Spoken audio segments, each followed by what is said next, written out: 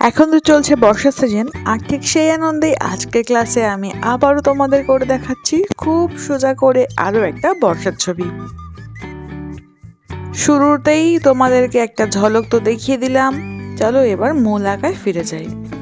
প্রথমে যে ফুলটা আমরা করছি এই ছবির মূল বিষয়বস্তু, সেই ফুলটা আমরা ছোট্টবেলার থেকে প্রত্যেকে এই একই জিনিস শিখে শিখে বড় হয়েছি। তাই জন্য আমি বেশি কঠিনে না গিয়ে খুব ইজি করে এই ফ্লাওয়ারটাই আঁকলাম, সাথে একটু টুইস্ট আনার জন্য একটু চোখ মুখ অ্যাড করলাম।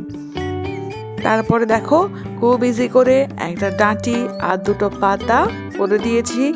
এইবারে কিছুটা সারফেস করে দিচ্ছি যেখানটায় ফুলটা রয়েছে এইরকম, আর পিছনে ব্যাকগ্রাউন্ডে কিছু বর্ষার সিজন যেহেতু তাই একটু গাছপালা বেশি হবে, সেই জন্যে অল্প কিছু গাছপালা। দেখো ছোট্ট জাস্ট একটু দূরের গাছপালা আমরা সিনারিতে অ্যাড করি না, ঠিক জাস্ট লাইক দ্যাট। সাথে বর্ষাকাল, বৃষ্টি, তাই মেঘ তো হবেই, এরমভাবে 2-3 টুকরো মেঘ দেখো এইভাবে। খুব বেশি হিজিবিজি করে তোমাদের দেখাবো না, যাতে খুব সিম্পলি ইজিলি তোমরা করতে পারো। অ্যাজ ইউজুয়াল সেই রকমই করছি। এইবারে সেই মেঘগুলো থেকেই পড়ছে কিছু রেইনড্রপস, মানে বৃষ্টি। দেখো এইভাবে বৃষ্টির ফোঁটা করে দিলাম, দ্যাটস ইট। আর একদম বেশি সাজাবো না, এরকম কিছু ঘাস করে দিচ্ছি, বৃষ্টির জল পেয়ে কিছু ঘাস গজিয়েছে। আর একটা পিছনে আরো অল্প একটু ঝোপ করে দিলাম যাতে বৃষ্টি আর দিগন্তটা একটু ভাগ হয়। দ্যাটস ইট, আমাদের ছবি দেখো একদম কমপ্লিট। দেখলে কত ইজিলি, জাস্ট একটা সহজ ফুল দিয়ে একটা সিনারি। এইবারে করছি রং। সবার প্রথমে স্কাই ব্লু দিয়ে আমরা ছবিটার রং মানে মেঘটার রং শুরু করলাম। যেহেতু বৃষ্টিটা পড়ছে সেই হেতু একটু ডার্ক কালার খুব একটা করিনি, প্রথমে স্কাই ব্লু দিয়ে করে তার উপরে প্রুশিয়ান ব্লু এরমভাবে করে দিলাম, জাস্ট নিচের সাইডটা, উপরের দিকটা দেখো করিনি।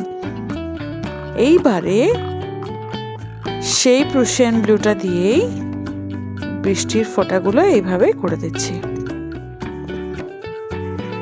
দেখো ঠিক এইভাবে হয়ে গেল। এইবারে করছি ফুলের রং। ফুলের রঙের জন্য প্রথমে আমি ইউজ করছি ক্রোমিওলো দিয়ে ফুলের সব পাপড়িগুলো করে নিচ্ছি। এইবারে মাঝখানের জন্য ইউজ করব আমরা ভার্মিলিয়ন রেড।